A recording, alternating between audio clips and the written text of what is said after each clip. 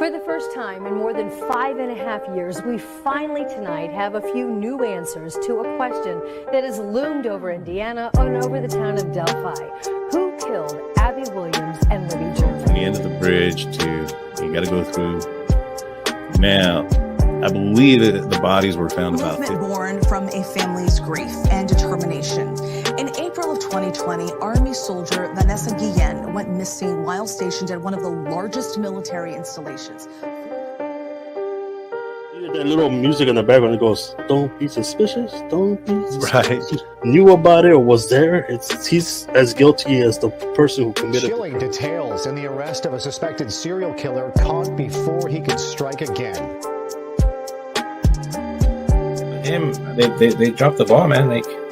They said he went AWOL, and that he was a deserter, and nobody went to look for him. Today is not a day to celebrate, but the arrest of Richard M. Allen of Delphi on 2 counts of murder. Like I said, we're going back. We were asked last time to kind of talk about the food, the grub truck video, and kind of give our perspective of it. The press release from the police department, it indicated that they're still trying to put pieces together from that night. Does that worry you at any point or at any bit that they're still trying to put those pieces together? It's been over 5 weeks since little Kaylee Anthony vanished. Her mother, Casey, has been arrested for lying to police. She's being held without bail.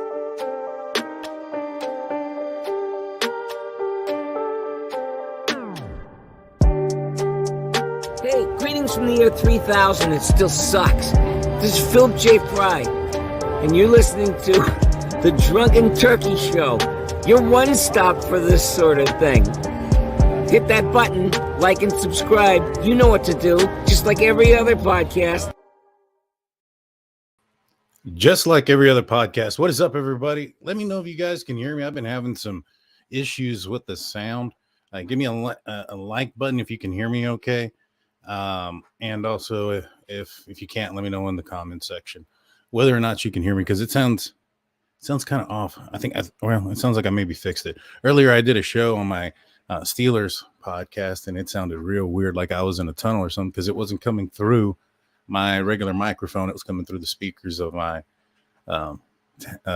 computer here. So it looks like everything's going good. Well, I appreciate everybody for tuning in. Welcome back. We're going to be talking about 2 cases today. We're going to go back into the Bryan Kohberger case. Obviously, there's some new documents and things of that nature that we're going to go and look into and see what this means for us who have been enjoying watching the court up to this point being streamed. I think that's probably in danger now, thanks to a few. And then we're going to talk about Karen Reed. Apparently, her trial is set to start on Monday. We're going to talk a little bit about that case and what we're going to be doing with that case moving forward. So, with that being said, let's break it down. Let's get into it. Let's start off with Bryan Kohberger. So today there was another document that was dropped, and this one is referencing motion to close hearings pursuant to ICAR 32 and request for a scheduling order.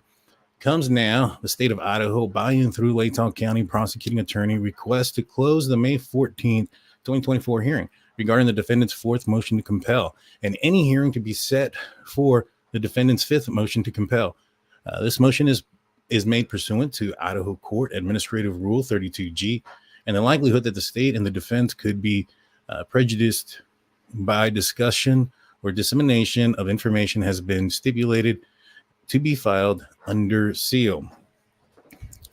Defendant's motion to see Exhibit A attached to the defendant's 4th motion to compel. Order sealing Exhibit A attached to the defendant's motion to compel. Stipulated motion to file Exhibit D. Attached to the defendant's 5th supplement request for discovery under seal. Defense request for discovery under order to the file defendant's Exhibit D attached to the defendant's 5th supplementary request for discovery under seal. Motion to temporarily seal Exhibit 1 of the state's response to defendant's 4th motion to compel discovery pending hearing. There exits a compelling interest at stake to preserve a fair trial, and no reasonable alternative exists but to conduct a closed hearing. So basically right now what they're saying so far is they're going to want things to be closed. At the end of the day, the last hearing was a little bit of a horse and pony show, almost a circus act, you can say, from both the prosecution and the defense. They're both getting into it, arguing certain things. And I think that maybe Bill Thompson may have done some things on purpose. I think that he wanted things to be disclosed. He wanted things to be quiet. And if he goes out there and starts accusing the defense of saying things and putting things out there for a tainted jury, and they are asking for, openness. They've asked for these court hearings also to be, put out there. Nobody's objected. Well, they've objected to it to a certain extent, but, it'd been agreed upon that these cameras were going to be allowed. And I'm sure that they will be when it comes down to the main trial. But I think that because of the way things have gone down, I think that the way people have misconstrued a lot of stuff, last time during that trial that I was mentioning, Bill Thompson stated that there was no evidence that Brian, I almost called him Bill Clinton, of Bryan Kohberger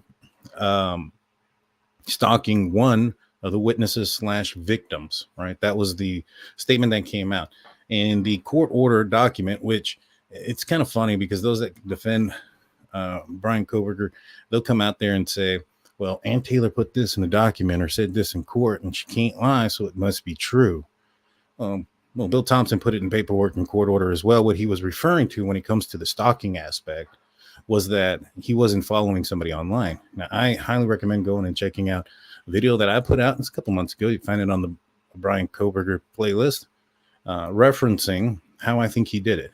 And one of the things that I say in there is that if Bryan Kohberger fits the MO of the person or the profile of the person that I suspect who committed this crime, following them online or on social media would be a dead giveaway. And that would be an easy way to catch somebody. And the fact that they didn't catch him very early on and needed to utilize the IGG told me he didn't follow him.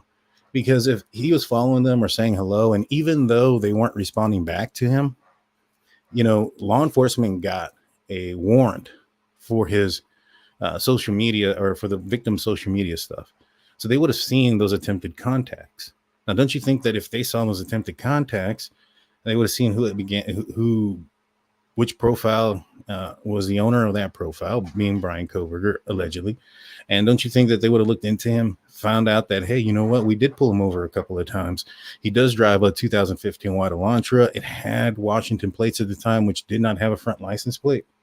And, they end up having the same amount of information that they would have had or had at the time to get a warrant for his phone pings. There wasn't anything, special in that warrant. They didn't talk about DNA or any of those type of things when it came to the warrant for the phone pings. Now they did about when, the DNA comes into play when it comes to the warrant for his arrest, but for the search warrant for his phone pings, no. So they would have been able to have seen that and saw that his phone was either off or on, on airplane mode during the time of the murders. And it would have led back to him fairly quickly, and they would have arrested him fairly quickly. Put it this way, according to the New York Times, Moscow Police Department got word that the person's DNA on the sheath was Bryan Kohberger's on December 19th. They had him in custody within 11 days. Now, part of those 11 days were finding him. Come December 19th, when they get his name, he's no longer in Pullman, Washington. He's already traveled across country through Colorado, where Ted Bundy, also took his pit stop as well. Just kind of throwing that out there. But when he crossed country across, the other side back home, police didn't know where he's at. They had to utilize a Colorado license plate reader to figure out that's where he went, that direction. And they had to utilize 2 stops that he had in Indiana. Now, I know a lot of people say, man, he got stopped twice. Back to back, which one thing it's not. One was at 10 in the morning. The other one was at 2 in the afternoon. So it was a 5-hour difference between the stops. In the top right corner of both of those, traffic stops, you can see the time. One says 10, 10 whatever. And the other one says like 1400 hours. So 1400 is 2 o'clock in the afternoon. So those weren't back to back. And then you look at the amount of times that he got pulled over in Moscow alone, kind of tells you that maybe perhaps he's just a bad driver. and that's why he's getting pulled over. I mean, if you're a bad driver, that's usually an outcome of it, right? You get pulled over quite a bit.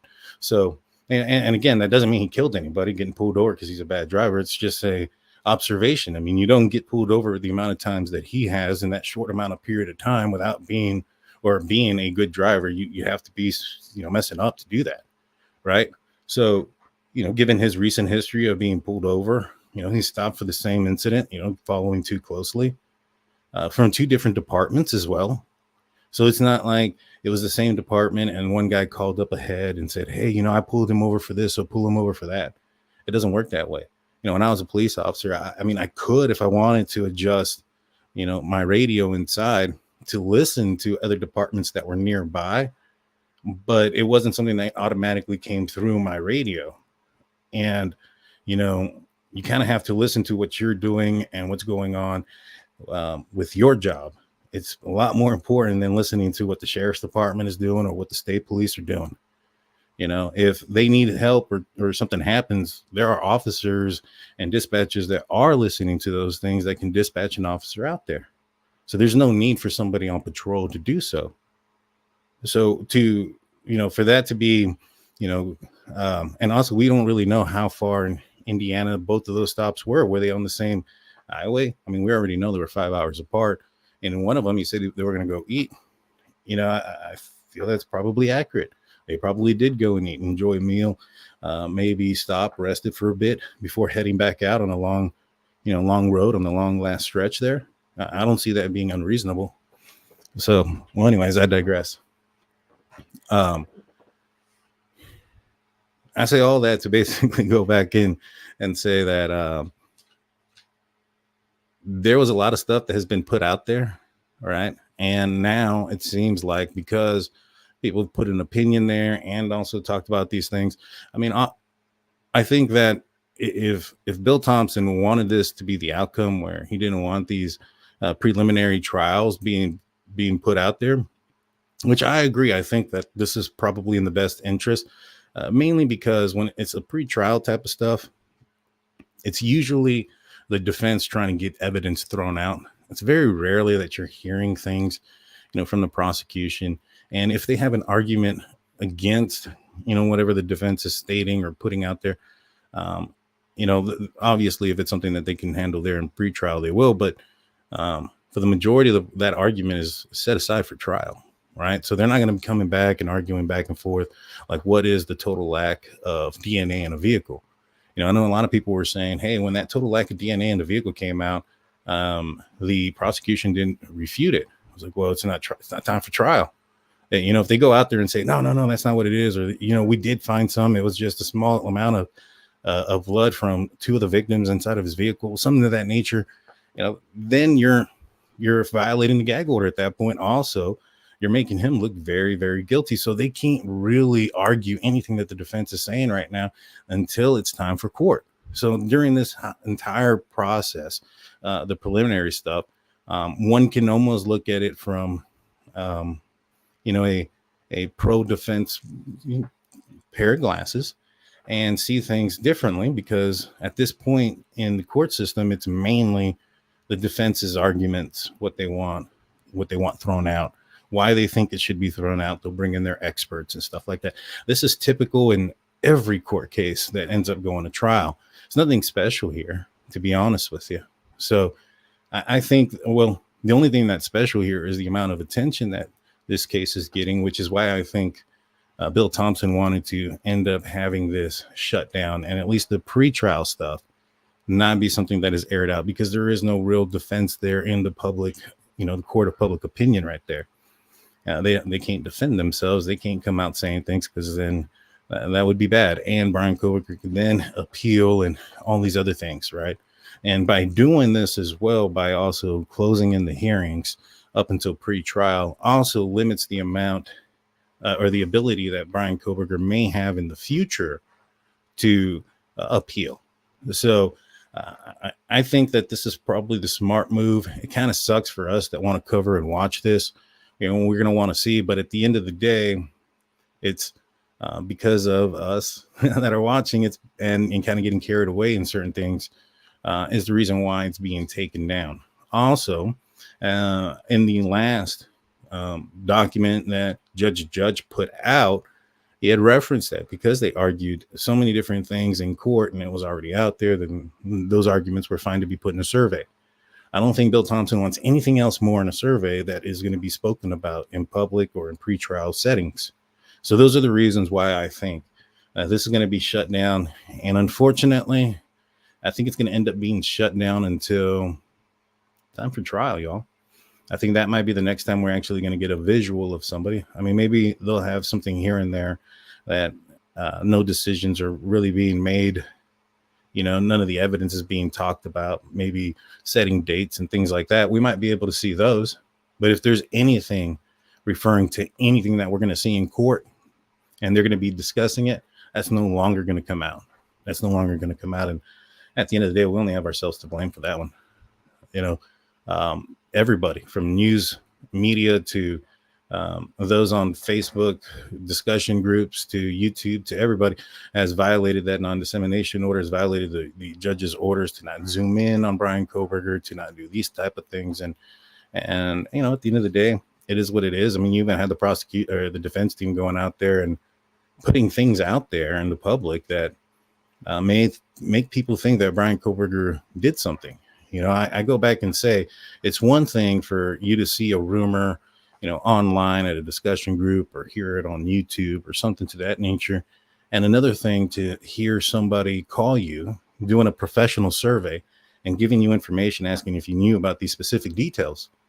You know, a lot of people think that if the court, you know, system or somebody from the courts is calling you, that everything that they're saying has to be real, true, and honest.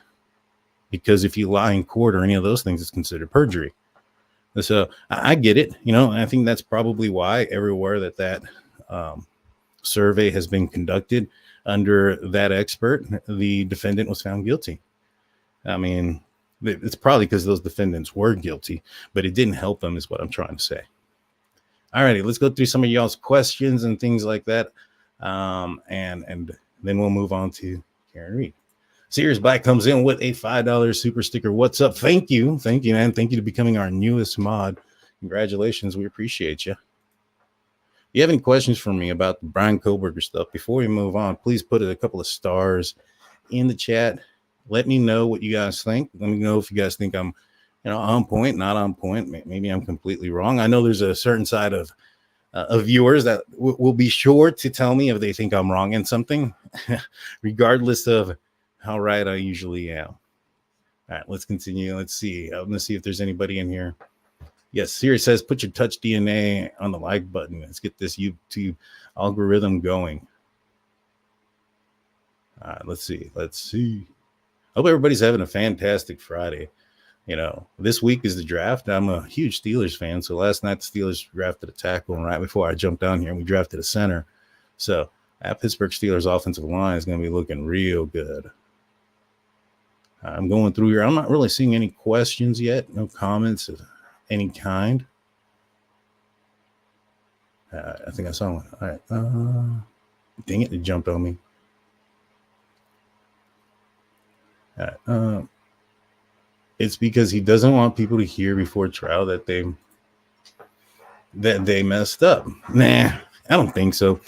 Whether it comes out now or in trial, it's going to come out, right? It doesn't make a difference. You know, so what they're trying to do is to actually give Bryan Kohberger that fair trial. Because if they ended up starting to argue things, you know, this last time it went in the favor of the defense because Bill Thompson said that, you know, the whole stalking thing, even though he cleared it up later, it was a social media stalking. But because of that, they don't want it to go down the other way. What if something comes out like they're in an argument and I don't know, Bill Thompson says, well, you know, Bryan Kohberger had pictures of people, you know, if that ends up coming out or something like that before trial, that could be detrimental to the case, right? Or if they start talking about, you know, the details of Bryan Kohberger's one arrest that he has that nobody knows about. Well, some people do. They just don't know the details of it. They're pretty disturbing. What do those things come out in court? You know, how are those going to impact or before trial. How is that going to impact the trial? How's that going to impact any potential witnesses or things of that nature that may go or come, or how's it going to prevent maybe people that were going to talk in favor of Bryan Kohberger? Maybe they won't anymore if they find out certain things about him. You don't want those things out there. You want to wait till trial. You want to give this man every fair opportunity. Now, his opportunity for a fair trial trumps anybody else's need or want to watch the trial or the pre-trial stuff. It's just what it is. You know, I don't disagree or agree with it. It's just what it is, and that's what the law is. When I was a police officer, there was a lot of laws I didn't really care for or think that they should be illegal, but that didn't mean I didn't have to enforce them. So, simple as that. Let's see. Y'all seen that Facebook lady that says she thinks part of the 51 terabytes was BK wearing a body cam? I doubt that. I doubt that so much.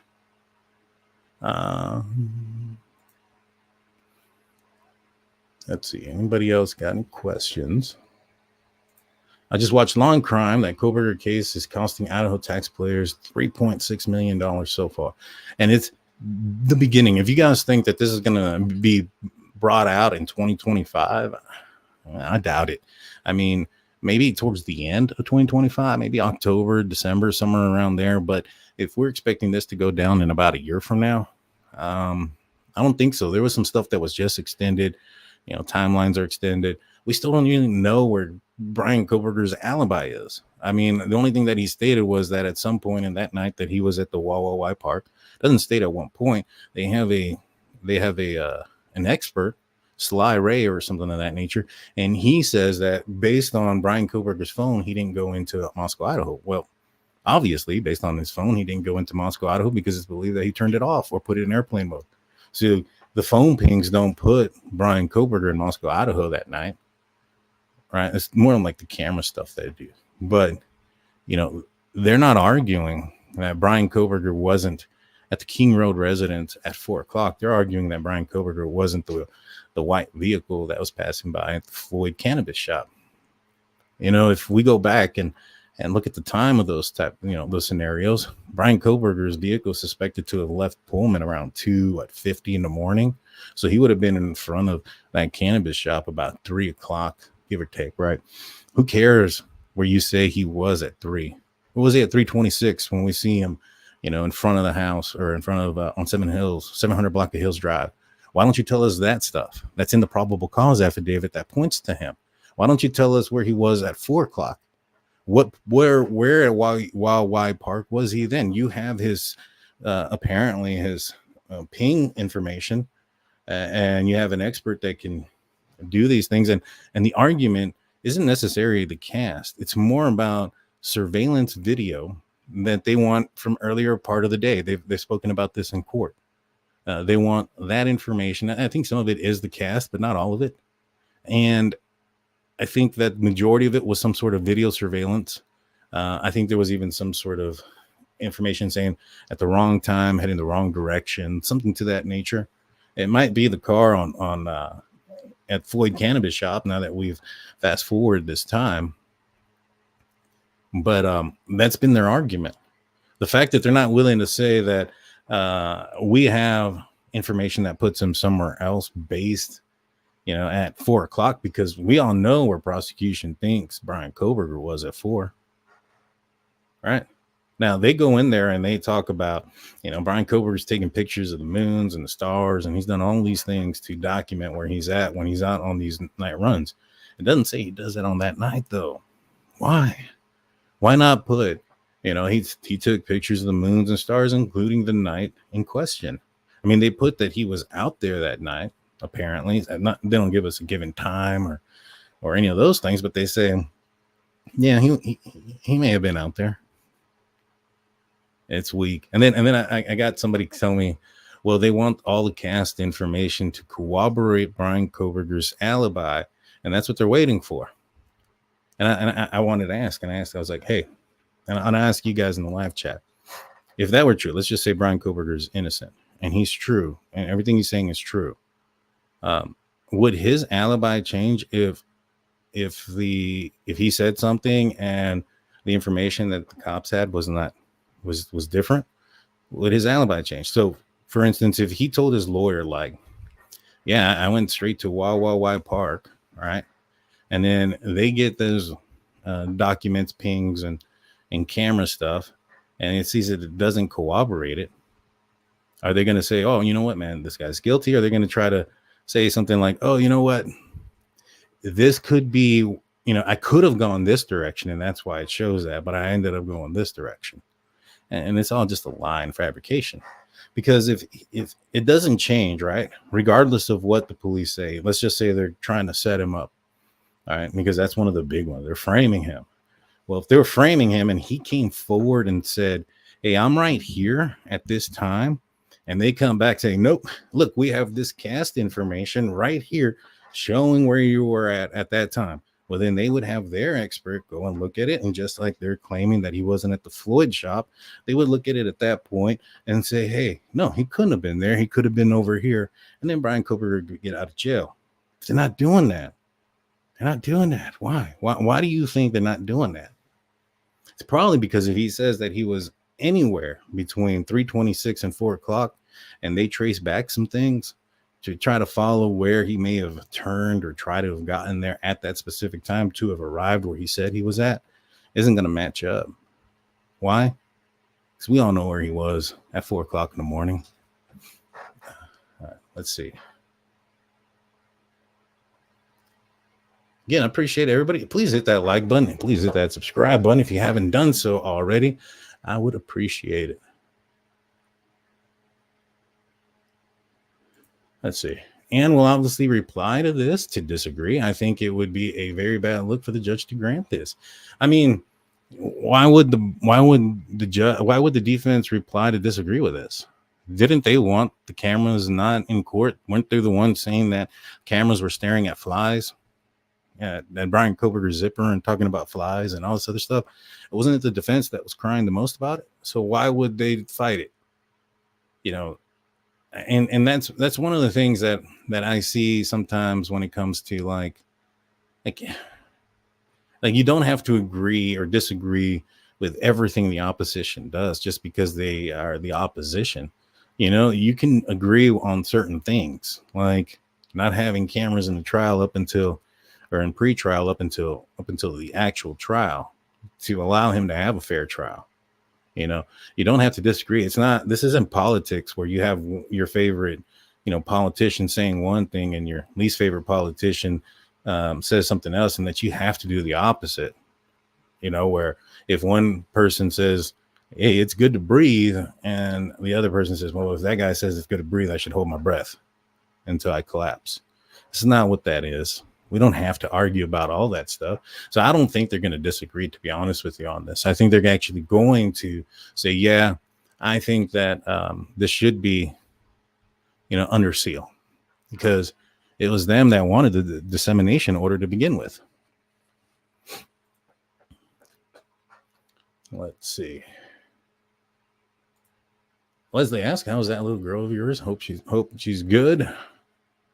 Much love. She's doing great. She'll be a year here in a couple of weeks, or a few weeks now. Actually, we have like this. I think we're gonna do a birthday stream with her on, you know, somewhere around the 12th or so. Maybe not on Mother's Day. Maybe the day after, on the 13th. And yeah, we'll have a little birthday party. We'll celebrate. We'll have a little Rogie come on. I think we have a little registry that we're gonna be putting up. So stay tuned for that. We'd appreciate everything. Canadian True Crime Buff comes in with 5 Drunk Turkey Show memberships. Appreciate that. We had a fun members only show not too long ago. It was pretty cool. All right, so Frenchie says, not a question, just wanted to say you do a great job explaining docs on your opinions, perspective on this case. Thank you, Frenchie. I appreciate that. Thank you. Daniel, do you think he did it by himself? I do. You know, there was a guy. Well, first things first, there's this argument, right, that he couldn't have possibly taken the lives of 4 people, one person being larger than him, single-handedly with a knife within 11 minutes. There was a guy, I think it was in Australia, he took the lives of 6, stabbed something like 18 in a matter of like 20 minutes. So just a little over 1 minute per stabbing. And I think like 15 minutes of the 20 minutes was him running away from police. So in reality, he stabbed something like 18 people, killing 6 in a matter of like 9 minutes. And these people weren't asleep and intoxicated in the bed in the middle of the night. These are people that were awake and alert. You know, so you don't need to be Rambo. You don't need to be a ninja or any of those things. A knife is a tremendous equalizer if you're smaller, and will be much more than an equalizer, especially if it's a K-bar knife, you know? And so I just don't see this notion where people think that it's just not enough time, when there's been plenty of examples where it's happened multiple times in shorter amount of time with more victims sometimes. And the victims aren't intoxicated, asleep in the middle of the night, being surprised. They're alert, they're awake, they're present, they're in front of them. So, you know, just because you don't think the TV show can put, you know, these murders in 9 minutes or something like that, doesn't mean that in real life it don't go down like that. It most definitely can go down like that. You know, life is precious and it can go very quickly. It does not take a lot for somebody to lose their life.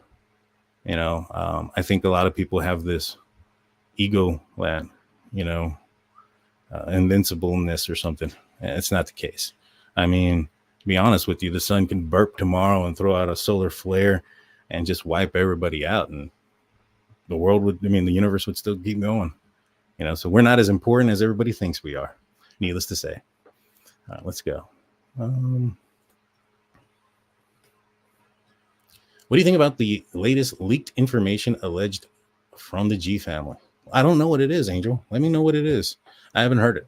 I spoke to a couple of members of the G family when the alibi came out. I think that was the last time we discussed that.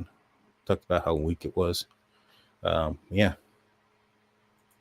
Do you think Sly Ride really has exculpatory evidence, or is he full? Well, I think when you go and look at it, it says possible corroboration and all this other stuff. They don't have anything. He can only tell you where Bryan Kohberger was if his phone was connected to the network. So how can he tell you anything about where Bryan Kohberger was if his phone was not connected to the network? Through the CAS stuff, right?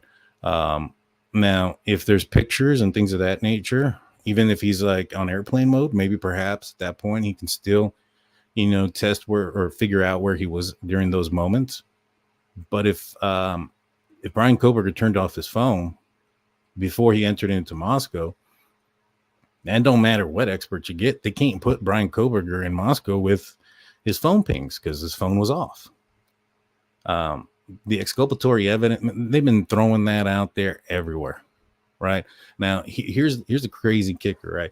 So they're saying that exculpatory evidence exists that proves Bryan Kohberger was elsewhere during the murders, but they have yet to say where he was at during the murders. Even to this point, they have not specifically said where he was at 4 o'clock in the morning. They waited X amount of time. And in my opinion, I think it was done purposefully so that things like trail cam footage, van lifers or bloggers that are videotaping their trips, those film clips can go away. I mean, look at how we found Gabby Petito's van so quickly, right? So if we would have known where Bryan Kohberger was, you don't think that those folks that were visiting those areas wouldn't have checked, you know, their footage in a similar manner like they did with Gabby Petito to find out that Bryan Kohberger really was elsewhere? And don't you think that if that was the case, that Bryan Kohberger would have been like, hey, everybody, I am innocent. I was at this park. If you were at that park and you had a van life camera, if you're a blogger, if you have a trail cam out there, please go look at it for that night. Find my car on there. Instead, they wait for that information to be deleted.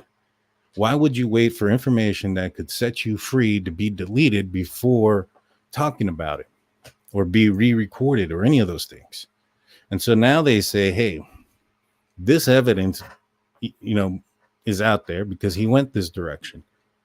Even though we didn't tell you for almost 2 years that that's the direction that he went, but he went that direction. So there should be evidence that he went that direction. Now, if there is no evidence that he went that direction, it's because you let it go, let it not be preserved, or you purposefully destroyed it. But it should be there. When what they did was wait for it to no longer be available and then try to blame the prosecution. Now, I'll ask you this. Put a 1 in the chat if you think that's something an innocent man would do. Wait until everything was deleted before they told you where they were, so that there's no evidence that would exonerate him and no evidence that would have him out of jail by now. Or put a 2 in the live chat if you think that that's something, a guilty person would do. They would want to wait for the evidence that shows that they're not there where they say they were to no longer be available before they say they were there. I want to know which one you guys think. Let me know in the comment section. All right. Yeah, no, I don't think anybody wants this. Wendy says, you're absolutely right. We don't want this stuck in the appeals process. Yep. Hey, did you hear the rumor that he acted weird at the jail in PA? No, I heard there was a rumor he was acting weird. I thought that was in Moscow. Maybe it was in PA, but if it was the one where he was yelling at people that he was going to stick him or something like that, it ended up being false. It's not real. Somebody was if it was from a female as well, there was a female that was housed in the same facility that he was, but nowhere near to be in contact or any of those type of things. If that's the same story, if there's a different one that is out there, let me know. I'm not aware of it.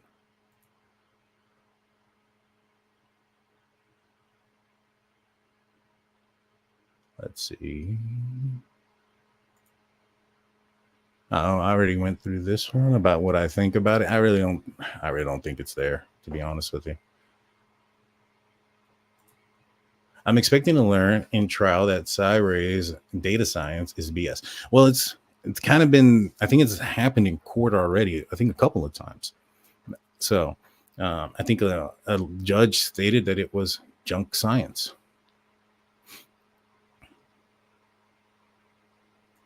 If I was innocent, I would never waive my right to a speedy trial. Sit in jail this long, I would be more vocal and want to get this over with. I think he enjoys this shit show. Now, let's just say, for the sake of argument, that he did do this crime. Right? It's just sake of argument. In fact, let's put out the banner before anybody goes out there thinking that this is something that's real and true, and not what it is. It's a conspiracy, right? Bryan Kohberger claims he was at the place where Ted Bundy disposed his alleged first murder victim. If he did commit this crime, just let that sink in. Let that sink in. He's saying that that's where he was at. He studied serial killers. He studied under renowned author and psychologist Catherine Ramsland and DeSales, who wrote the autobiography with BTK. He went to Pullman, Washington, the same place that Ted Bundy went. He allegedly attacked the sorority house, similar to what Ted Bundy did. Ted Bundy went from Pullman, Washington. I think he went down into Colorado or Utah, and then into Colorado. And in Colorado is where he jumped out of the courthouse to escape. And then, Bundy is an extremely intelligent man. He was about to be a lawyer or something like that, where he wanted to be a lawyer. In fact, I think the judge even said something to the effect that, had you, done things differently, he would have liked to have had him in his court, something to that nature. He even charmed him. So, you have the Golden State Killer, you have BTK, who are all people who are in some form of like law enforcement or security. This isn't something that's different, than what's happened in the past. You go look at the surveys that he committed and the things that he was saying. You talk about, well, let's put this in perspective. Let's take out Bryan Kohberger out of this for this moment. If somebody's going to go in there and, well, let's take a step back. We hear from the probable cause affidavit, it is stated that you will hear whimpers, dog barking, and a thud during the times that they believe the murders occurred. There isn't signs of emotion. There isn't signs of rage or anger, screaming. This person drove around several times before parking. That's not something that is typically happening when you're roid raging, or if you're a heartbroken ex that's going to this length because of how love struck you are. Right? Those aren't the actions of that type of person. So the fact that you're not hearing this emotion, the person that would commit this crime would be somebody who struggles with remorse and empathy and how other people's feelings, right? Well, Bryan Kohberger has talked about him struggling with those very same things. You know, you're not looking for a guy who is very empathetic or sympathetic. You're not looking for a person who cares about people. Right? You're looking for somebody who thinks they're better than everybody, maybe even the smartest person in the room, a narcissist, somebody who struggles with remorse.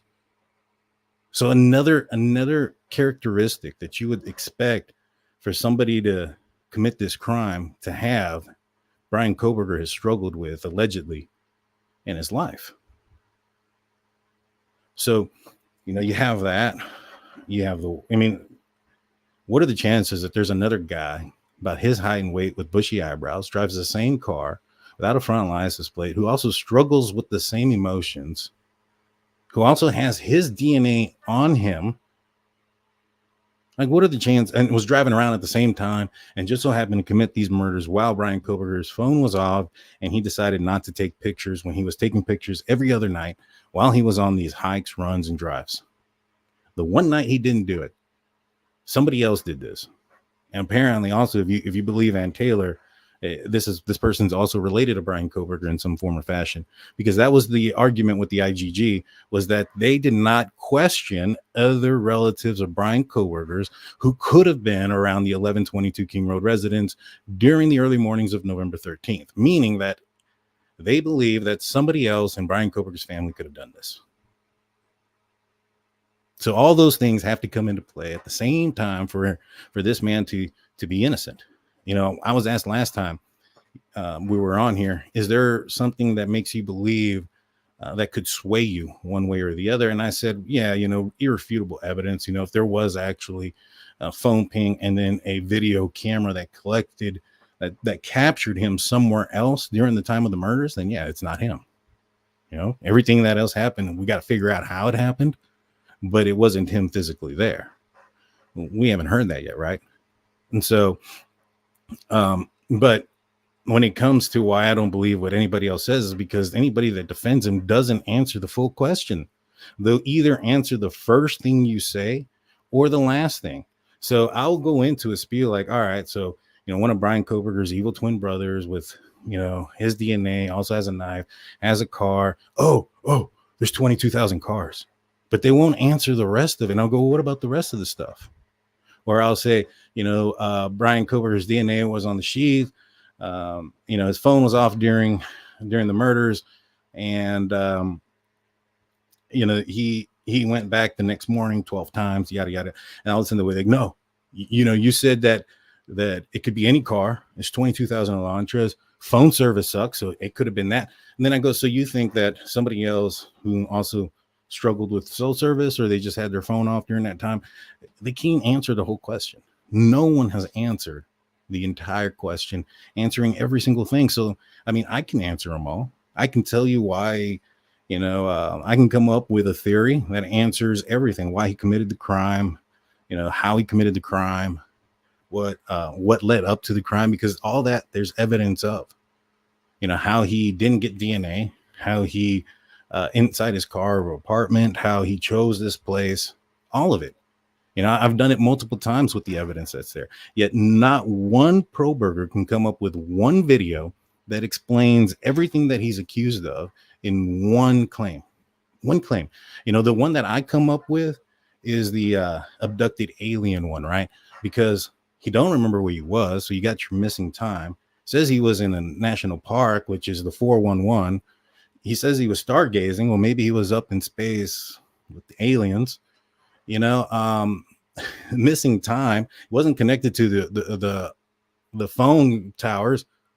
You know, if he was abducted by aliens, they would answer all of those questions. And if you believe that, my man, or ladies and gentlemen, I got a lot of stuff I can sell you. That's for sure. All right. Let's see. I'm going to go through some of these and then we'll continue into the next one. Let's see. I don't see anything with stars yet. Good to see everybody. I hope everybody's doing having a great night. Oh, there's one. Now, Mama says, Daniel, do you think Bethany and Dylan will be made to come to Moscow to testify? Yeah, I do. As a defendant, you have the right to face your accuser. They're accusing Dylan, well, maybe not specifically accused him, but their accusations led to his arrest or whatever it is they said. They may not have led to him, let me rephrase it.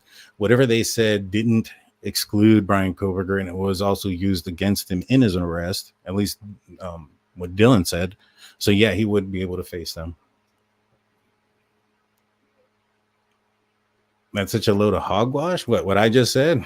Please explain to me one that's not. I mean, you might be agreeing with me. I don't know.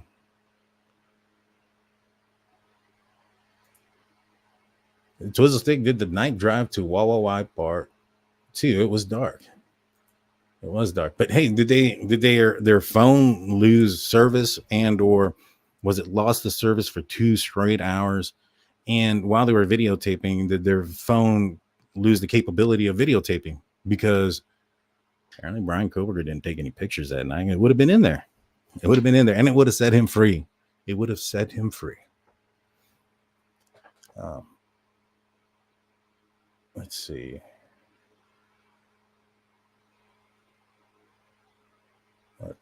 Cynthia Gaines comes in with a $5 super sticker. I appreciate that. Thank you so much.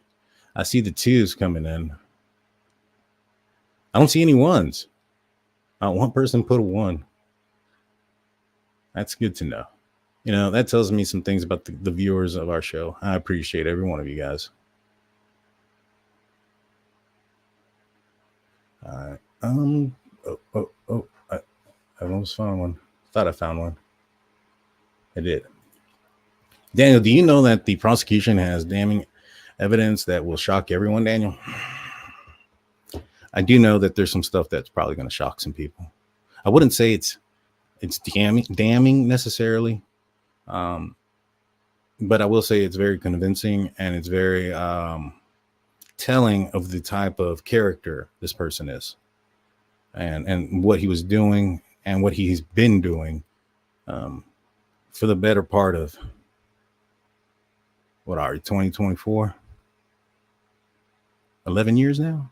So I know a few things. I know quite a few things, actually. And yeah, there's going to be some surprises. Now, will I say that at this point, do I know if there's a smoking gun? No, I don't. I can't say that. I cannot. I can just say that there's some things that will also kind of allude to, how I said there's a specific type of person that would be willing to do this type of crime, or not willing to do, but is capable of doing this type of crime. Not everybody is capable of killing 4 people, cold blood murder style. It takes a specific type of person. There might be some stuff that kind of leads you to believe that Bryan Kohberger could be fall under some of those guidelines and things like that. Some of the disturbance behaviors he's had. About that, let's see. Has BK's family given him any support? I mean, they gave him a statement. They've gone to court. They stated they support his presumption of innocence. They never said that he was actually innocent. They didn't say we defend his innocence. They defend his presumption of innocence, which is granted to everybody, obviously, which is a weird, questionable thing. But they also state in that same statement that they have fully cooperated with law enforcement. Now, I know that there was a question or some reports that came out early in this investigation that a sister or family members had discussed Bryan Kohberger possibly being involved. They searched his vehicle, things of that nature.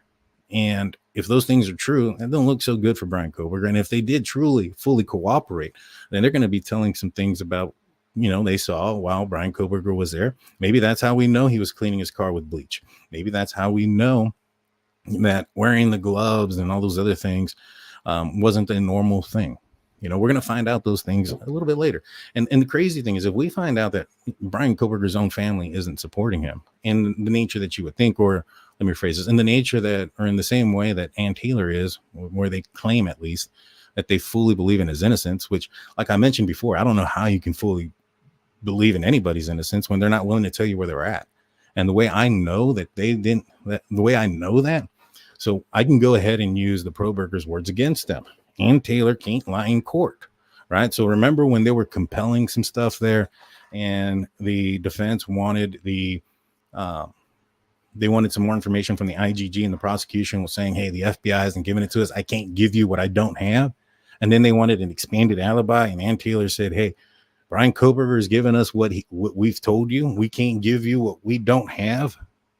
Meaning at that time, all he told them was, I was driving around that night. I'm not saying a specific place or a specific time or location or direction, just that I was driving around that night. And then fast forward to a few weeks, maybe 8 weeks ago, there was another court hearing where when they were talking about said alibi and expanding the alibi before Bryan Kohberger talked about the Wawa Park, or his defense team did. And they said that she said that she was still in the same position that she was when the original alibi was given, which was that Bryan Kohberger had only told her that he was driving around, no direction, no location, no specific time, anything until that point. So up until that point, just about 8 weeks ago, he wasn't even telling his own lawyer where he was at, unless his lawyer is lying and is literally purging herself, committing perjury on the stand or in court multiple occasions. And if she's willing to do that, then, you know, she needs to be disbarred. She needs to have her license taken away and shouldn't be a lawyer ever again. You know, if she's lying in court, you lose all credibility of being a lawyer. So which one is it, Kohberger's? Did she know where he was at and she fully believes in him, or did she not? And she and she lied in court, or did she not? She can't have it both ways.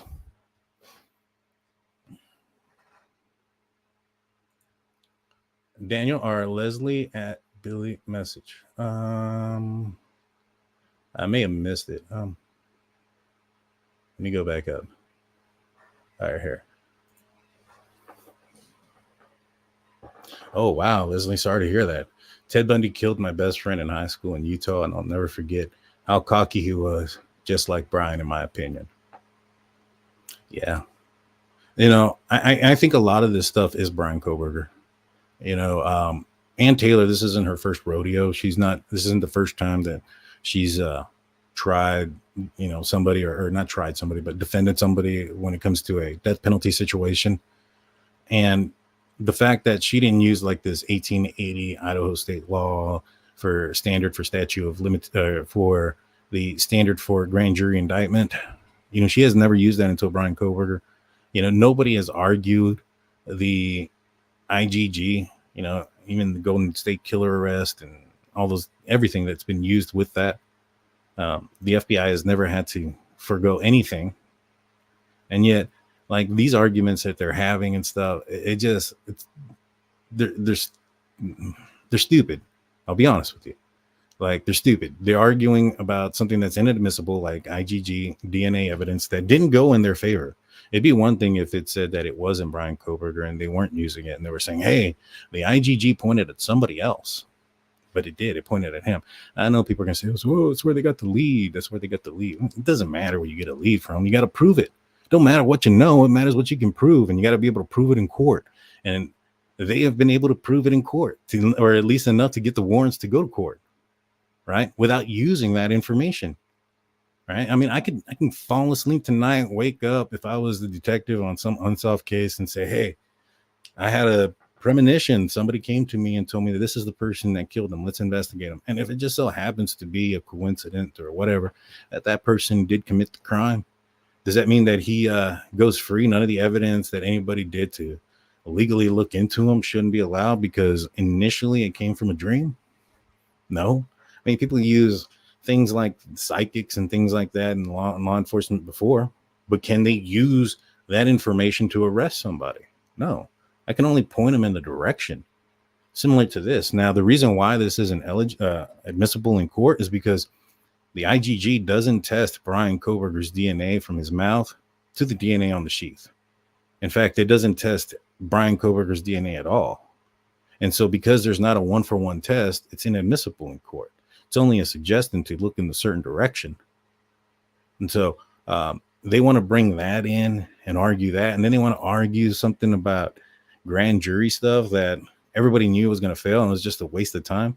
Like I said, it's probably another stall tactic to so that when he does give his quote unquote alibi, that there's no evidence remaining that could disprove that alibi. Right. So I see what they're doing. I see why they're wanting to wait. I see why they're dragging their feet. Everybody knows it. You literally got to be blind not to see it.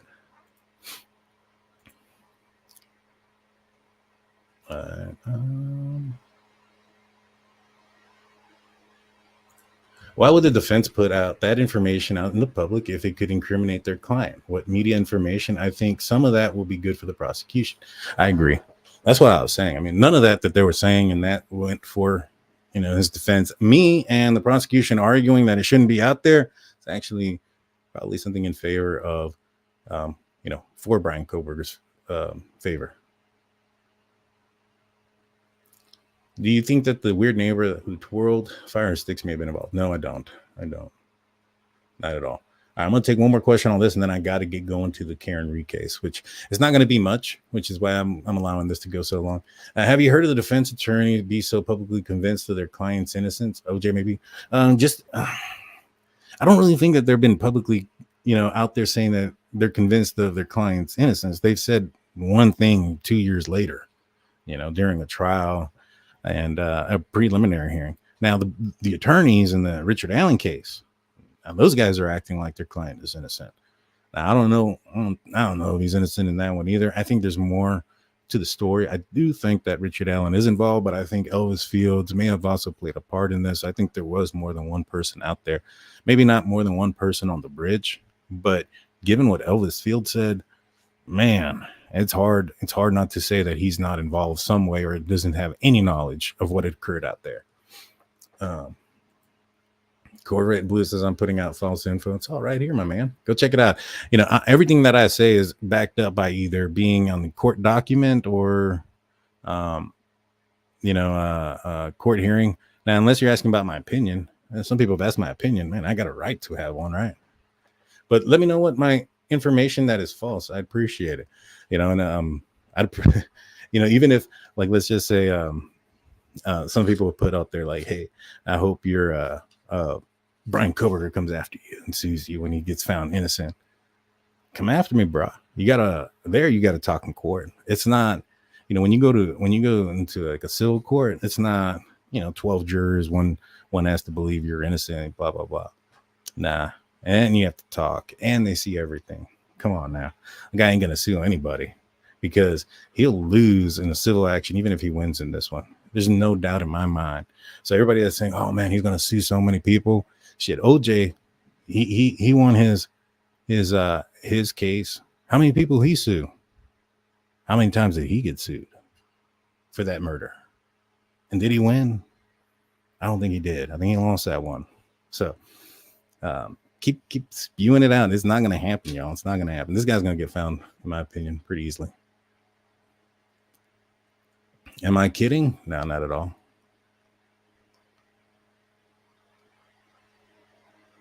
All right. Let's, you know what? I'm going to make sure I don't have any of these missing. All right. So Art Ray says, great show, Daniel. Appreciate the logical approach you got. You always exhibit. Thank you so much, Art. I appreciate that. Yeah. I mean, at the end of the day, that's what I'm trying to do.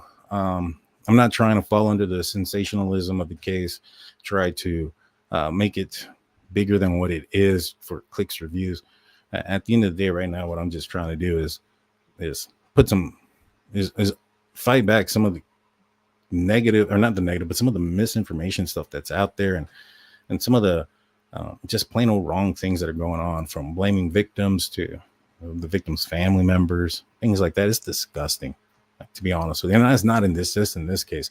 There's another case that people are blaming parents for their missing son, that there's evidence that they had nothing to do with it, and it gets disgusting sometimes, but it is what it is. And I just want to approach things with a level head, and this is a good transitioning, because I want to take the position, I want to go into things logically. I want to see things logically. I don't want to be biased or any of those things. And I want to, which is why when it comes to the Karen Reed case, we're going to follow this case. We're going to go into this case. Now, I haven't seen a thing about the Karen Reed case. I found this. This is a timeline behind the case. I wish you can close this. There it is. It says timeline of the Karen Reed case and the story behind the high-profile Massachusetts murder trial. So this is the first time I even found out that it's in Massachusetts. I have not looked at this case one bit. I don't know anything about it. I know that she is accused of killing her boyfriend, husband, fiance. Don't know. I know he's a police officer, maybe. And there's some suspicion that maybe she didn't do it. So I don't know anything of it. I know that trial is going to be starting on Monday. So I want to watch this from the eyes of a real prospective juror. Now, if I were to go into the Bryan Kohberger case and, they would call me up for a jury, I honestly probably would not be a good fit for it. Right. I already have my opinion made. I already, think that this guy did it. It's going to take a lot of evidence to convince me otherwise, or some pretty, maybe not a lot of evidence, but it's going to take some damning evidence to convince me otherwise. That honestly, if it existed, I feel like we would have seen it already. Well, anyways, in this case, I don't know anything about this. I don't know what the people look like. I think I know what Karen Reed looks like, but I don't even know what her boyfriend, husband, fiance looks like. I don't know any of those things. And I purposefully did it because I want to watch this trial from the eyes of what a juror sees, right? Without knowing anything, without hearing anything. And through that, I want to make my own decision. So I'll be reading this timeline because this is already out there and it's public information. And this would not prevent me from being a juror. And then on Monday, when this trial starts, I know it's in the morning. We'll probably watch it in the afternoon, a little bit sped up, and cut out the dead pieces. That way it's just, the actual presentation. I think it's going to be opening statements. And then we're going to go through it with no biasness, not knowing anything. The victim is a cop. So I think the victim's a cop. And I don't know. I don't know anything else about it. I know that there's supposedly a cover up, but I don't know. I don't understand how they would cover up unless the cops killed him. I don't know. I don't understand it. So I don't want to understand it yet, but let's read this. And then I'll tell you guys what I think just based off of this preliminary stuff. All right. So it says Boston, the high profile Karen Reed murder trial in Massachusetts got underway on April 16th. Reed is accused of killing her boyfriend. So it's her boyfriend, Boston police officer John O'Keefe. So he is a police officer out of Boston. I didn't know that. With her SUV in 2022. Her defense argues she is the victim of an elaborate cover-up and is being framed by a group of people that include the law enforcement. So they're blaming the police again. Typically somebody to blame police for something like this, you need significant amount of evidence for me to believe that. Not because I don't believe that police are corrupt or they can't do it or whatever. It's because nowadays there's a lot of checks and balances when it comes to law enforcement. There's body cam footage, there's microphones that are constantly recorded, dash cam videos that are being recorded, and everybody out in the public has a camera high definition on their person at all times, and things are recorded. So you have that aspect. You also have the aspect of supervisors and things like that. Now, does some stuff fall through the cracks? Yeah, it can. But typically, those type of situations happen in your smaller communities. Think like where the Murdaugh stuff happened, right? It wasn't a very big community. The smaller the pond, that fish is, obviously bigger.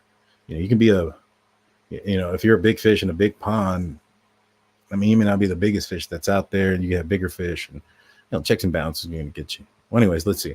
Here's a look at the timeline of events, the Karen Reed investigation at trial. So January 29, 2022, the night John O'Keefe died. Shortly after midnight, Karen Reed, John O'Keefe, and a group of friends went to the Waterfall Bar and Grill in Canton on the night of January 28th. Canton, Ohio?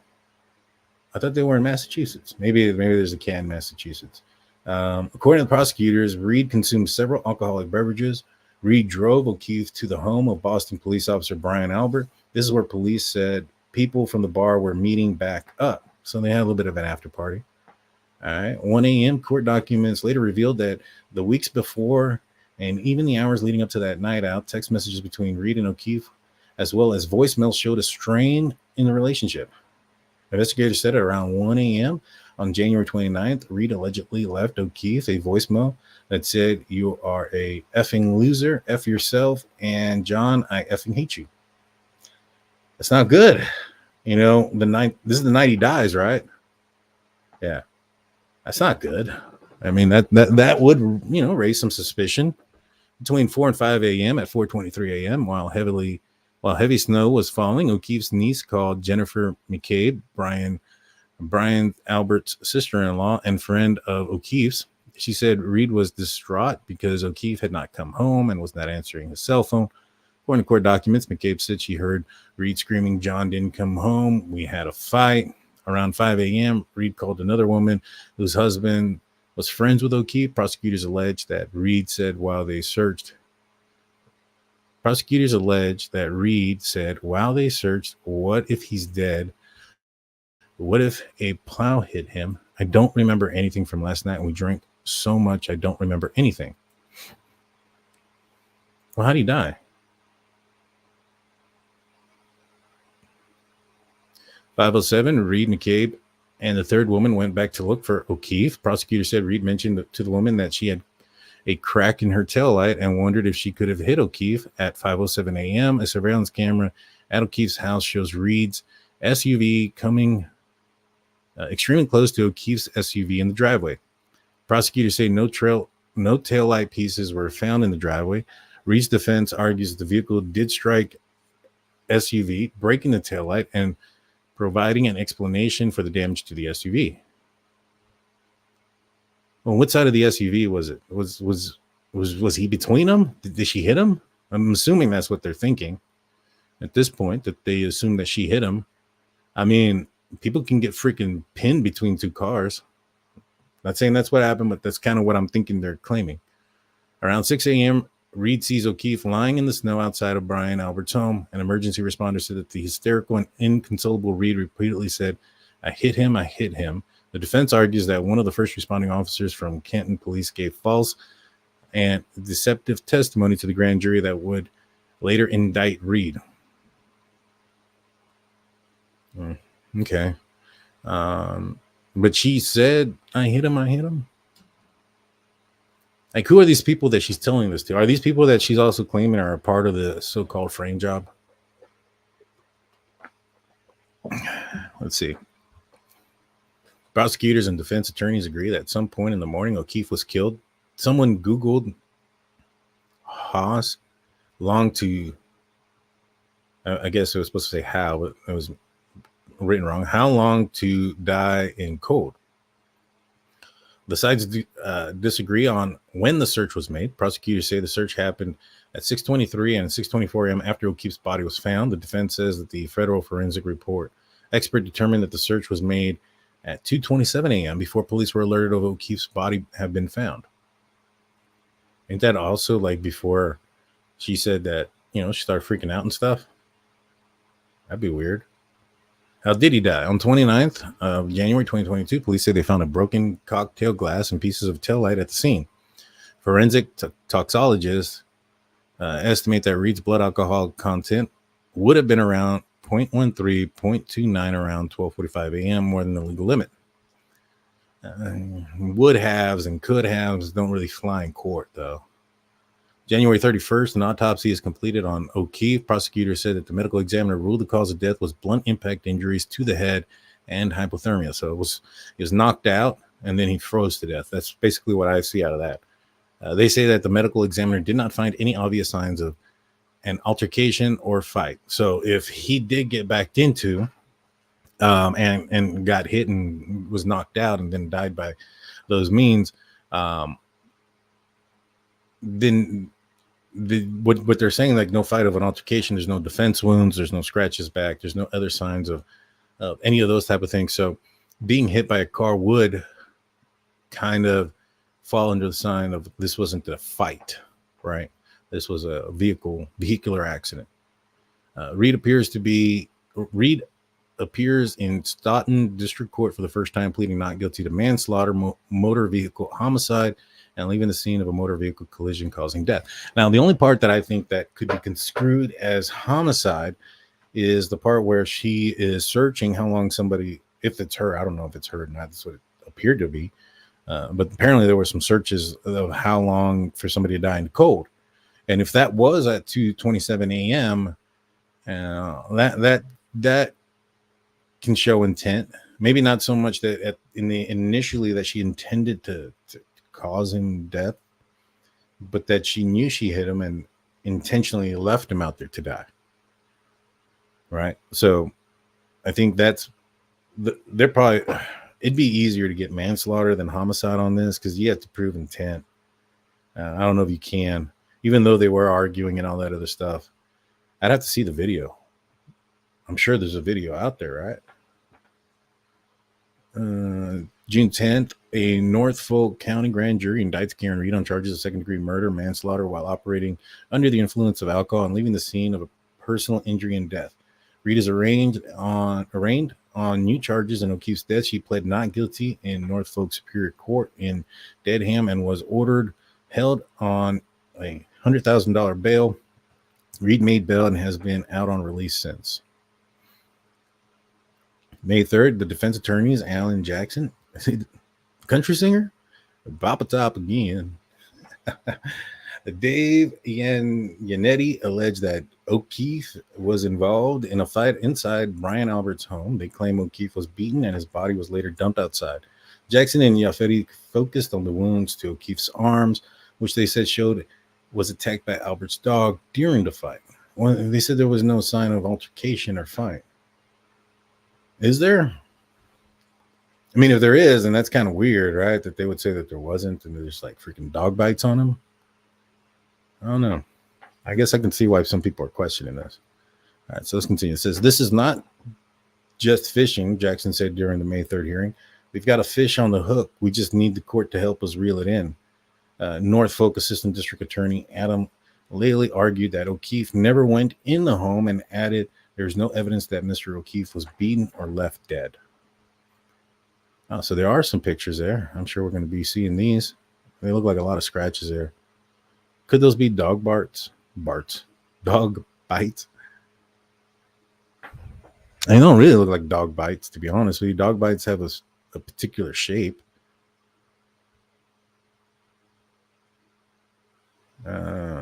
This looks almost like dragging or scraping. Maybe right here, these kind of do look like dog bark.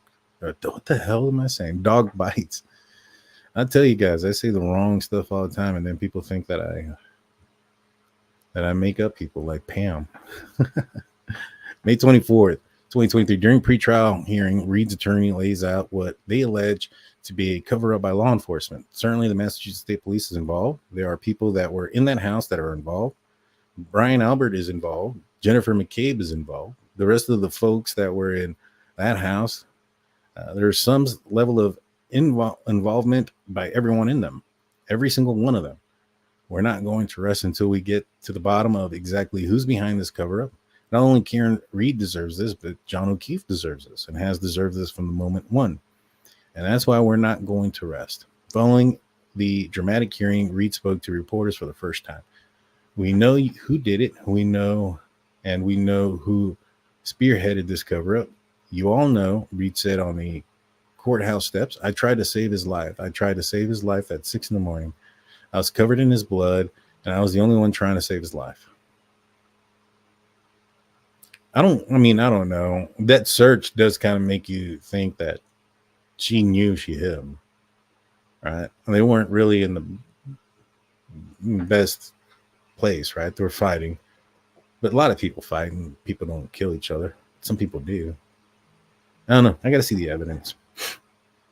August 1st, 2023, Judge Beverly Cannon denied a prosecution request for a gag order in the case. The Norfolk District Attorney's Office had asked for the gag order, saying witnesses were being harassed. And then he countered by saying it was prosecutors who were controlling the narrative. Norfolk County District Attorney Michael Morsi released a video statement slamming that he described as absolutely baseless harassment of the witness's case. Conspiracy theories are not evidence, Morsi said. The idea that multiple police departments, EMTs, fire personnel, and the medical examiner and the prosecuting agency are all joined in or taken in by a vast conspiracy should be seen for what it is, completely contrary to the evidence and despite attempt to reassign guilt. I mean, I'm not gonna lie. They're saying that it took multiple departments, EMTs, fire personnel, medical examiner, and the prosecuting agency are all in on this. That's a little bit of a stretch, man. Like, I'm not gonna lie. Like, for instance, like, I don't know anything about this case or anything about where it's at, but if you work for a different police department, you're really gonna put your life, freedom, job, everything on the line for somebody in a neighboring police department for what? I mean, even if you're EMT or fire personnel, I mean, this sounds like Boston, or, it sounds like a very populated area. It's not like a small town. I could be wrong. Maybe it is. But do these people know each other like that? Like, this would take, I'll be honest with you, I don't buy it. Not yet. I'd have to see the evidence. But right now, just reading that, I don't buy it. I don't buy it. But I'll see. Why was Turtle Boy arrested? Who the hell's Turtle Boy? What is a Turtle Boy? On October 11th, Aiden Kearney, the blogger who operates the site Turtle Boy News, blogger, was arrested on charges of witness intimidation related to the Karen Reed case. Oh, snap. Kearney had been covering this case for months, often recording himself confronting witnesses. His defense attorney told the judge that Kearney was exercising his First Amendment right. See, this is not good, guys. This is where you can find yourself in some trouble, trying to be some kind of vigilante or something like that. I don't know what it is like these folks or individuals do for work, right? But do that, report. If you're going to be like a news reporter, report. You don't got to get, you're not a detective trying to solve the case. You know what I mean? Like, if you're just a viewer, view. You don't have to, solve the case. Nobody's asking you to. Nobody thinks you will. You don't have all the evidence in any of these cases. I don't. So, like, like I had somebody tell me that, man, I know the law. I can, this is the way you do things. This is the procedures. I'm like, what information do you have from the law? Like, where have you worked? What are your, your credentials? What have you done? Oh man, I watch a lot of shows. I watch a lot of shows, and I don't remember what this person said they did for a living, but I was like, stick to that. Just stay there. Don't go anywhere further than that, because you're not making yourself look good. All right, December 26, 2023, a judge revoked Kearney's bail amid new assault and battery charges. Damn, I don't know who this guy is. Turtle Boy, I'm guessing. I might be pronouncing his name wrong. Carney. Kearney allegedly went to his ex-girlfriend's home, demanded to see her phone, then shoved her during the confrontation. Oh, smokes. Kearney remained in jail for nearly 2 months, but was later released on personal recognizance. My man, sounds like you have a problem with personal space and anger issues, man. Chill out, dude.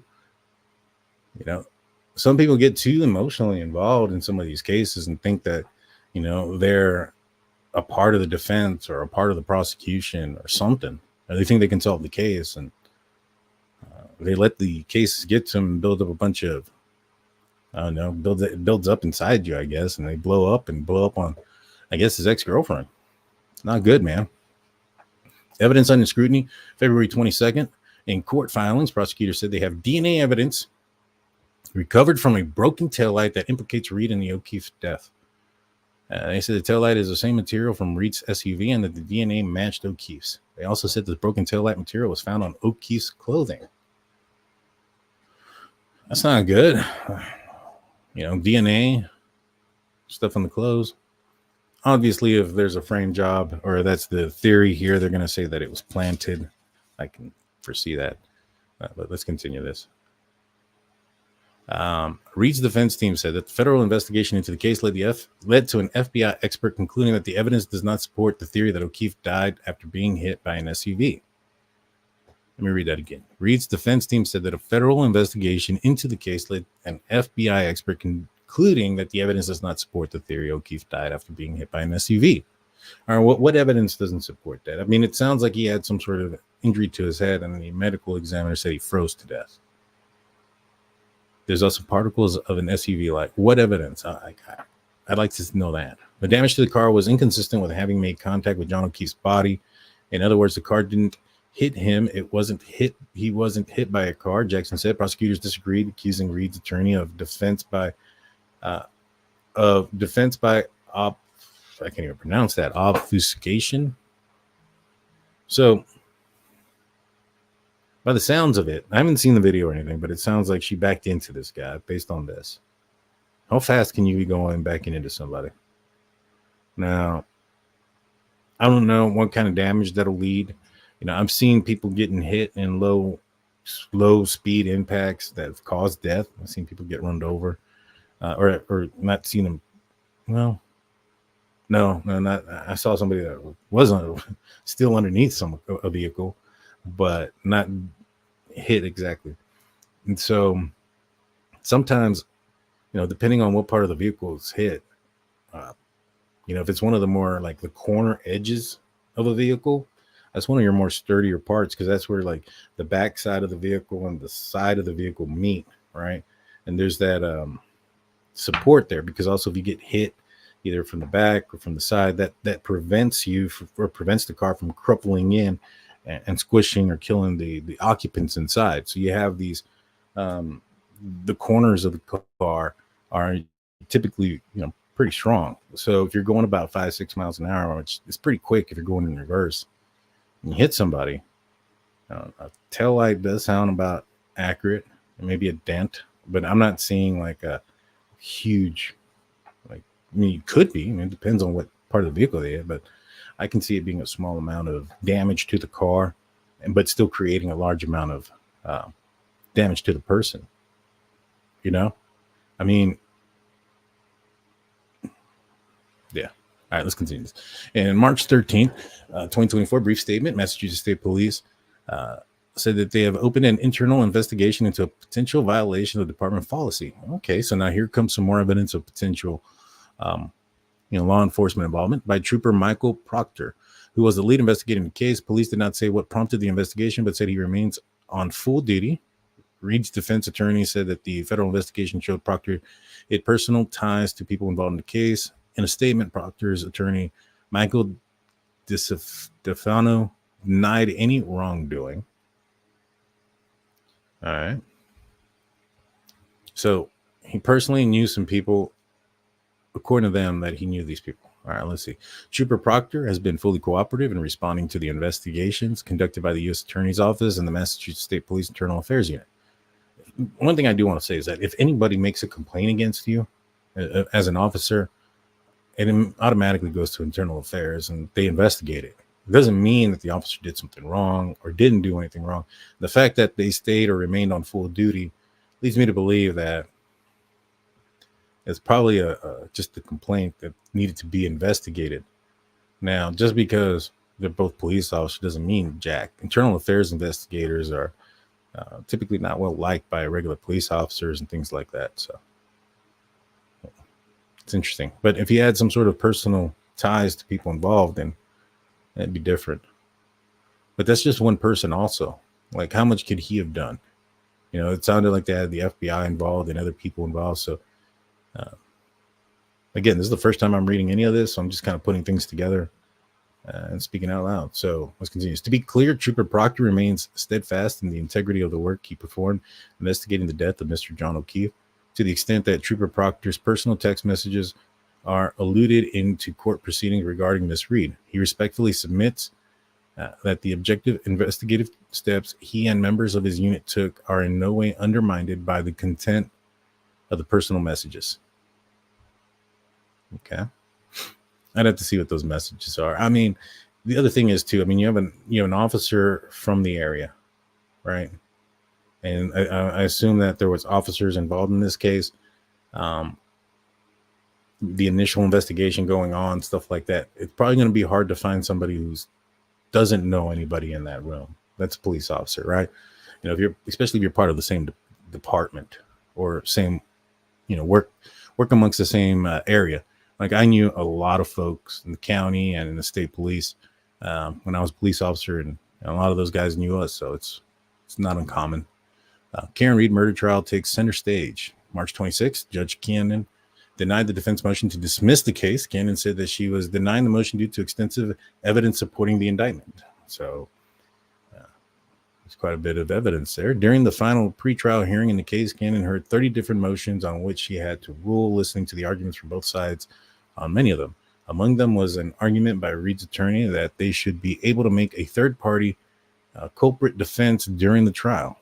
They say Brian Albert, Colin Albert, and Brian Higgins, all of whom were present at the party John O'Keefe was at that night he died, could have killed O'Keefe.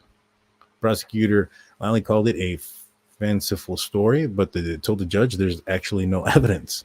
I was going to ask that. I mean, if you have some sort of accusation like that, where's the evidence of it? Like, did they find blood or anything inside his house or inside that house where he was at? Did they find any DNA or blood evidence outside of where his body was found? This was January something, Massachusetts, probably snow on the ground, I'm assuming. Was there any drag marks, things like that, that would lead you to believe that his body was dragged there? Now, there's a few of them. Maybe they carried him. However, if they carried him, their footprints would be planted more into the snow. If there was some out there, you would see a difference between the footprint of somebody larger than somebody smaller. And obviously, if you're carrying somebody, you're also going to see a more of a footprint, especially if there's any dirt or snow. The heel, if you're carrying somebody, is going to imprint more than it normally would, because most people, when they're carrying something, kind of fall back on their heels to lift it so it balances you. So there's ways of determining if somebody was pulled, dragged, not moved there, if that's where they laid when they got hit. There's multiple ways of telling, especially if there's like things like that on the ground. But again, I haven't seen it. It could have been a day where there was no snow. I don't know. I'm assuming that there's a video out there. Sounds like there is. April 16th, Karen Reed second degree murder trial begins with jury selection. Total of 4 jurors were added on the first day. The 17th, selection continued. The 17th, third jury selection wrapped up without a full jury seated. And I believe they just finally got that. And there is a trial or opening statements to begin Monday morning. Now, again, I don't know much about this. I read that through with you guys for the first time. Do I think that she did it? I have no idea. Do I think that the police have covered something up? I don't know. I don't know anything about this case. I don't know what. So that's her. I've seen her picture around. But that's it. That's bottom. And I copied this for the what do you call it? The description, which says the 44-year-old is accused of striking her boyfriend, Boston police officer John O'Keefe, with the SUV outside the home, Canton, January 29th. Prosecutors allege Reed left O'Keefe to die in a blizzard following the night. Oh, so it was a blizzard. See?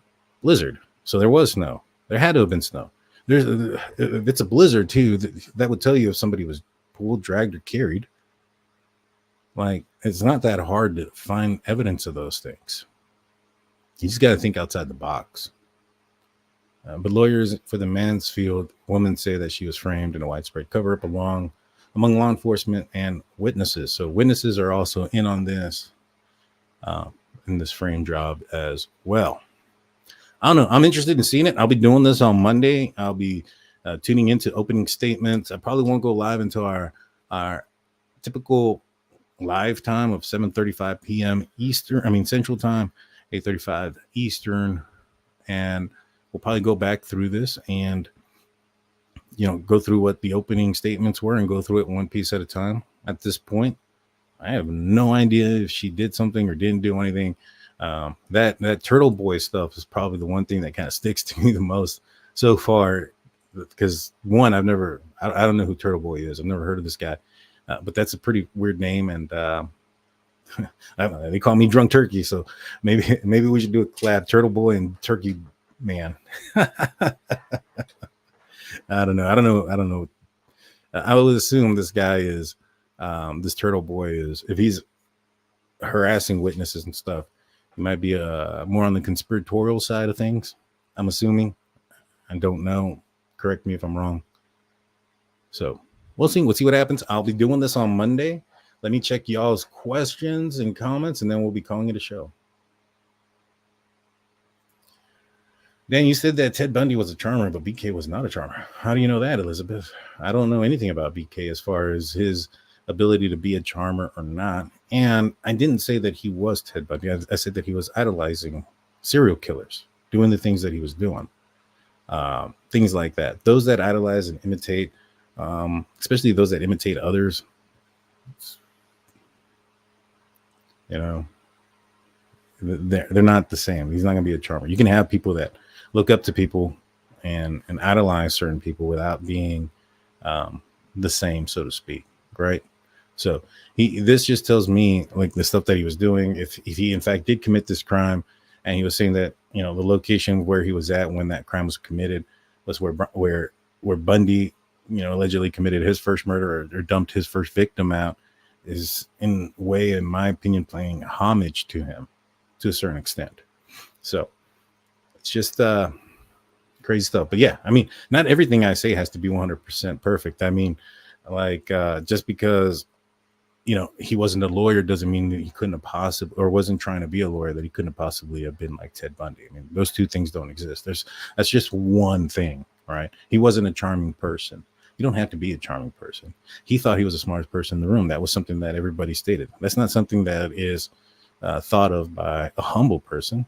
Somebody has, you know, somebody thinks that they're smarter than everybody. That's a narcissistic, you know, tendency. If the man was knocked down, it wouldn't necessarily damage the car. He may have passed out and died of the cold. Wasn't he intoxicated that night? This says he was, but apparently there was some, I guess, injuries. I assume that wouldn't. I mean, if there's injuries, it wouldn't say that he got hit. You know, something would have had to have hit him, whether it was a car or something. It just says that there was no evidence of an altercation, but those scratching marks, I don't know. I mean, if there was a dog or a wild animal out there, if somebody passed, you can expect to see some things like that.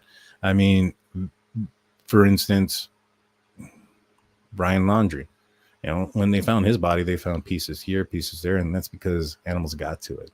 You know what I mean? And, you know, even though it's cold and stuff like that, I'm fairly positive, especially if it's close to a house, you're probably going to have like raccoons and things out there that are pretty close. Close to a house, you'll have those type of animals that are in the cold like that. They'll stay closer to the house because it could be warmer, you know, feel the warmth from the house, whatever. But I mean, I don't know. I don't know if this place was in a suburb or if this was out in the county somewhere. If this was in the county and there was woods or things like that, then, I mean, those scratches could have came from any animal. Let's see.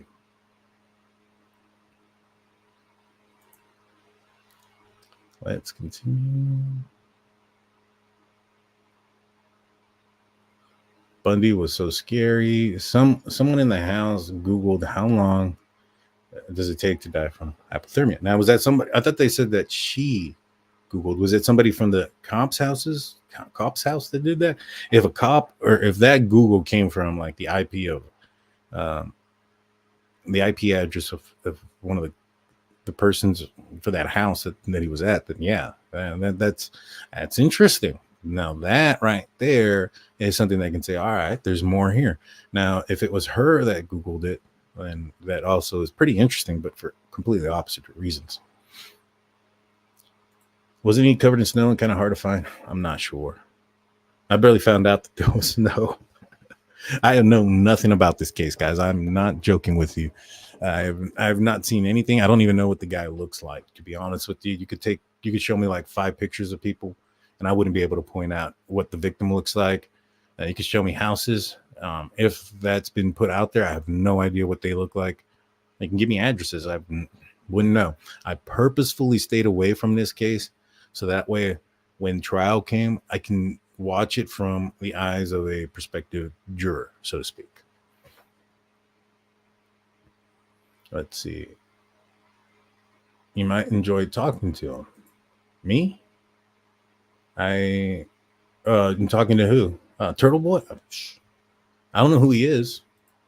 I don't have a problem. I'll talk to anybody, to be honest with you, as long as they're not disrespectful or things of that nature. I'm not afraid to to talk to anybody who might have a difference of opinion or the same opinion, whatever. Do you watch YouTube, Daniel? Laugh out loud. I do, but majority of my YouTube is on, the Pittsburgh Steelers and NFL and how to fix my car. So I don't really dive too much into true crime. I just was a police officer a long time ago, and so know a little bit about investigating and paperwork and things like that, and how things are investigated. But outside of that, yeah, I'm pretty green when it comes to true crime. The Richard Allen case is the first thing that me and the guys had talked about, and we didn't start talking about it until he got arrested back in October of 2022. And that's when, the next month is when Bryan Kohberger allegedly committed the quadruple homicide there on 1122 King Road residence. And we covered that. So we haven't covered a lot of true crime. I don't know a lot of the true crime YouTubers that are out there. I know a handful of them just because they were talking about the Kohberger case around the same time that, everybody was. And I had obviously YouTube sent them to me. But since then, since I don't really search a lot of, true crime things, it really doesn't pop in. So that's why I ask, if you guys see something that happens that is crazy, send it my way, because I really don't usually get word of those things or true crime stuff, or when court documents are out or any of those things. I don't sign up for those type of things. When they come out, I read them, I make sense of them. I give you guys my opinion on them I look at it with logic and common sense and with some sort of reason. And then I explain what those, what could be going on, so to speak.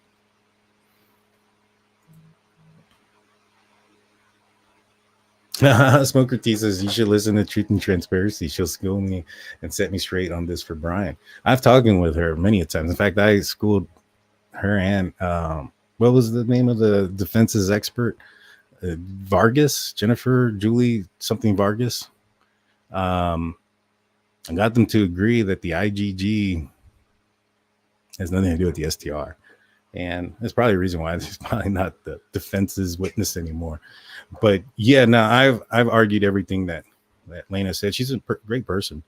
I have nothing but respect for her. But yeah, we've done that. There's some videos there. I guess if you go watch it on her channel, her crew will say that, she probably got the best of me. And if you watch it on my channel, you'll see my crew say the quite the opposite. So take it for what it's worth. But again, I'll challenge this to Lena. Please come up with an answer for the full story of everything that's accused of Bryan Kohberger. I came up with a video says how he did it, and so far there's nothing in there that hasn't come true, including the fact that he wasn't following anybody online. Where's her video of this is who else did it, or this is how he didn't do it? This is what really happened that night. This is the evidence that points to this, that they can't. You have to break it down one piece at a time. Oh, there's 22,000 Elantras. Okay, well, what about the DNA? Oh, DNA can come from anywhere. Okay. What about the fact that he had his phone? Oh, there's bad reception. So then I go, so he lost reception when reception should have been strongest. And it's just everything else is like a coincidence. Like, well, I didn't say that. Well, you just did, though. You said that there's this, there's that, and you break down everything one piece at a time. But I've never seen anyone, not one person, say, no, that's not what happened. Like if you go, for instance, I'll give you an example. Richard Allen's defense team has come up with an alternative theory. Richard Allen's defense team has said where he was at. Things like that. Bryan Kohberger's hasn't. But yeah, I challenge anybody to come up and talk with me. Whether it's Lena from Truth and Transparency. I went out and spoke with Dinky IMO. I had a lot of positive feedback in my emails about that one, even though it was like 5 hours long. Yeah, not afraid to talk to anybody or anywhere. But if you think you're I'm sure Smoker T, you follow her quite a bit. I can drop a link and we can have a discussion if you like. I got a little bit of time left. Let me know in the comment section if you're down. Put a couple of stars and say, Daniel, I'm down to come on, and I'll send you the link in the live chat and you and I can discuss this. I'm sure you can school me straight too, right?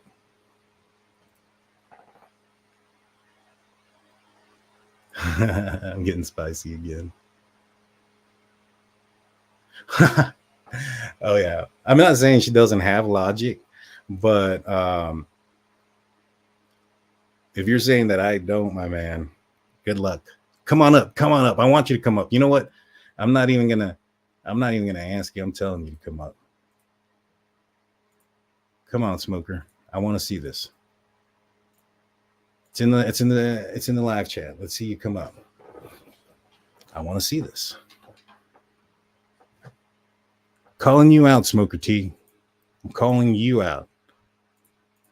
You think that I can be schooled? Well, apparently you know quite a bit about this case. You follow Lena. Let's do it. Let's talk about it. I'll give you about 5 minutes to show up.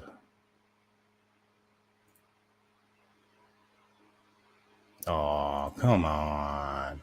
Come on. All right. I won't provoke you. You know, I do call-in shows all the time. Not once have I had a Kohberger call in. No, you know what? I'm lying. I've had a couple of people call in defense of Bryan Kohberger. Every single time, though, they end up agreeing with me throughout that conversation. Every single one of them. Interesting stuff. You know, I had one guy tell me, well, when you break it down like that, it's pretty obvious it was Bryan Kohberger. And I was like, exactly. All righty, guys. Well, I'm out of here. I threw it out there. I put it out there. If anybody else thinks that they can school me, more than welcome to join. You know, in fact, let's do a show on Monday. No, you know what? Monday we're doing the Karen Reed stuff. Maybe Saturday, maybe tomorrow. We'll see. I got a little bit of a busy weekend this week, but if not tomorrow, maybe Tuesday we'll do a show where it'll be School Daniel. Let's take Daniel to school. And I want to see somebody please show up. Tell your friends and family members if they are Kohbergers. Tell the creators that you like to watch the most that on Tuesday, I will do a School Daniel on the Bryan Kohberger case and have an invitation to any of them to come on up and have a grown adult conversation about the case. You know, and I want to talk about the case. I don't want to talk about nobody's personal life. I don't want to talk about what this person did or this person didn't do or any of that stuff. Talk about Bryan Kohberger and the Idaho case. Let's do it. I'm calling all of you out. Tuesday night. I'm going to put it up. If you don't show, what does that say? Till then, guys, I'll see you next time.